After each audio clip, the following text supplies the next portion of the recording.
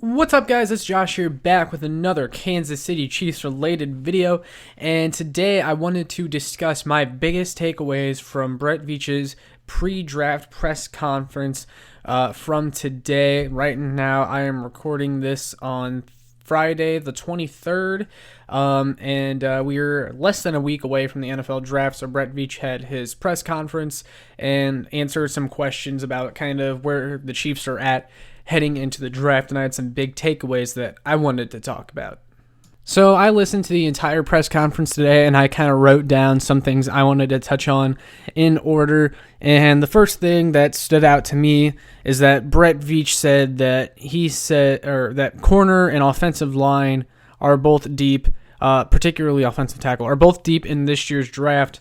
But with that, he also mentioned that injuries are something that can easily, take a player off the board for them. And there's one prospect in particular that I wanted to touch on that I think this affects, that a lot of Chiefs fans like. Walker Little, the Stanford tackle, heavy injury history, and I don't even know I don't remember if he even played last year. I think he's been often injured, and I think that kind of takes him off the Chiefs board. That's kind of what I got from that. The Chiefs do take an injury history from a player seriously when evaluating them, so I definitely found that to be significant. My next big takeaway was when Brett Veach mentioned that linebacker in this class is not very deep, and I think that means we could see a linebacker taken very early in this year's draft, because Brett Veach, when he had the press conference before free agency, he mentioned how LB was one of their top positions that they wanted to improve this offseason, and given the fact they hadn't picked one up in free agency and lost one of their starting linebackers from last year in free agency, and we're heading into the draft. They haven't addressed linebacker yet, and Brett Veach says it's a big need, and then he also says that it's not deep. I think that means we could see one taken fairly early in the draft, because then, that would kind of be a mistake, in my opinion, that you don't address it, if you don't address linebacker before day 3. So I found that to be significant as well, and I definitely think we could see someone like a Jabril Cox maybe taken in the second round if he's there. That'll be interesting to watch. Another thing Brett Veach talked about today as well was he mentioned that there's a big fall off in talent after the mid rounds, because there were so many players from 2020 that, didn't have the college season they wanted due to the circumstances, or didn't even have a season altogether, and for that reason they returned back to school. And there's just a bunch of circumstances around this year's draft to where there's a lot of players in the later rounds that aren't as good, because the talent pool isn't as it's not as rich as it usually is. So he mentioned there's a big fall off after the mid rounds, and that's kind of concerning to me, because in a draft where the Chiefs, need to hit on picks and they need to hit well, the fact that they have 8 picks this year and 5 of them are outside the top 100, and Brett Veach thinks there's a fall off after the top 100, that to me says they're going to trade up. They have 2 4th-round picks, they have 2 5th-round picks. I highly doubt they use all of them. I think they're going to package those up, and they're maybe going to trade up and try to get someone that they think is a surefire contributor, rather than waiting for the later rounds. Because look, again, this is a draft that the Chiefs, they need contributors. They need depth at positions quickly. And Brett Veach specifically mentioned that the later rounds there's a big drop-off. So I definitely think we could see some trade-ups. My next takeaway, Brett Veach mentioned how going into free agency, Joe Thuney and Trent Williams was the plan on offensive line, and then after that, they mentioned the fact that after they missed on Trent Williams, they were not just going to sign a tackle just to sign one. And I think that tells you all you need to know. People have, predicted Alejandro Villanueva or Russell Okung or one of those veterans to the Chiefs. I don't think the Chiefs are in on any of those guys, because I feel like if they were, it would have been done by now. I mean, Veach said he's not going to sign someone just to sign someone, and I think that tells you he doesn't really like what's out there, and they're really going to rely heavily on the draft to fill that tackle spot. Now, they're still going to, they might sign a veteran OL or two later on and after training camp and when there's cuts and stuff like that, but the main focus is on the draft, so I found that to be interesting as well. All right, and this next takeaway was just refreshing to hear from me. Some people may not find it to be as big of a deal, but Brett Veach just mentioned that they need depth, not just on the OL, but, other positions. They need defensive line depth, they need cornerback depth, wide receiver depth. He mentioned that, and I think that's important because all offseason long, anytime, and, this is one of my biggest pet peeves about being, like, a sports writer and a sportscaster is, people will just say what they want to say without even reading the article, without even watching the video.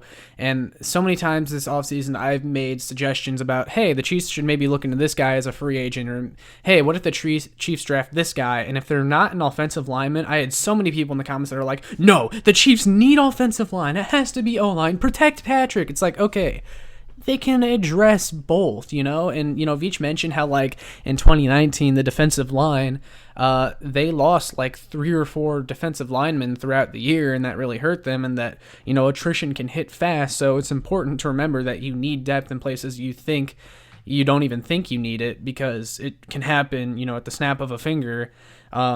But I just thought it was refreshing to hear that he knows that. Brett Veach is an idiot. He knows the team has holes outside of offensive line, but it was just refreshing for me to hear him say that. And one of the biggest takeaways from today was the fact that someone specifically they basically said, are you looking to trade for Orlando Brown, without saying, hey, are you looking to trade for Orlando Brown? That's basically how this guy put it. And Veach did not rule out a trade before the draft. He said they've had dialogue with teams, and that's significant because that means I think he's definitely talked to the Ravens about Orlando Brown. They've had dialogue. And you know what? It really sounded like he was serious. He talks about how, like, it's kind of slow right now, but, things can heat up a few days before the draft, out of nowhere. And, I think if you were to expect an Orlando Brown trade, I would expect it a couple days before the draft, if not on draft night, because it's one of those things where if the Ravens are going to trade Orlando Brown, if they want the best possible value, they better do it now rather than later, because ideally the Ravens would want draft picks that they can use right now from an Orlando Brown trade rather than wait till after the draft to trade him and then get draft picks. Like, I feel like they would want to use those draft picks now, and that would mean the best time to trade him is, of course, before the draft or, before they pick. But I think the Chiefs are looking into Orlando Brown. I think Veach basically said it without actually saying it, so take that for what it's worth, guys. I think that's something to look out for, like, for real now. Like, you essentially heard Brett Veach say it, that they're looking into Orlando Brown. So whether or not you guys like it, it's something to monitor for sure. All right, and my last takeaway from today's press conference, Brett Veach, he was asked, are you still intent on finding a wide receiver too? And he talked about how they like a lot of guys in the mid-rounds. They think there will be value at wide receiver in the mid-rounds. And then he also reiterated that they're high on Byron Pringle. They like what they got in Antonio Callaway. They're excited about bringing Demarcus Robinson back. And when I heard this, I'm like, seriously? Like, come on. And one of my first thoughts was also actions speak louder than words. And when you consider the fact Brett Veach went hard after Juju Smith-Schuster, offered Josh Reynolds, was apparently in on a few other names, he was aggressive in trying to get a wide receiver. I think all this that he said about being high on internal candidates, it's all BS. It's all a smokescreen. He's not going to come out and openly say that he's desperate for a receiver. I think this was his way of creating a smokescreen of sorts. And look, I don't doubt that they're high on Byron Pringle. Veach didn't mention specifically that they're high on Pringle, but I've said it before. I like Pringle. I think I'm comfortable with him on the field. He's a cool story, but, he's 27 years old already. He's been in the league for 3 years and only has 300 receiving yards. And you think this guy can be wide receiver 2 on a Super Bowl contender? Again, I like Pringle, don't get me wrong, but I'm not that high on him. But I think Veach is definitely going to be targeting a wide receiver early if the board falls right. And what he said today, I wouldn't put too much stock into it. And that's another thing, is you can't put too much stock into into what Brett Veach says at these press conferences, because he's gone against what he said multiple times in free agency and in the draft.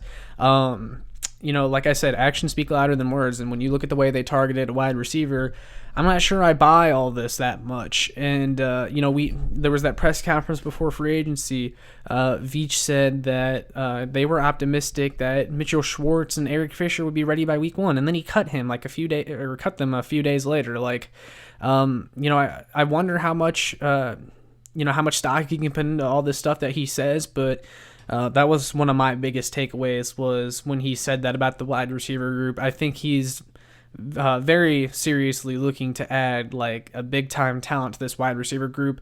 And what he said about Pringle, Callaway, and Robinson, like, come on, we know better. We know better than this. That's how I feel about that. So yeah, those were all my main takeaways. For those of you that listened to the full Brett Veach press conference or saw tidbits of it on social media, let me know in the comments what you thought of what he had to say today. Let me know if you disagree with anything I said. But that's all I got, guys. So make sure you like, share, subscribe so other Chiefs fans can find this. Let's get to 1,000 subscribers. That would be awesome. And make sure you check out my work on showmefootball.com and arrowheadaddict.com. That's all I got for today. Peace.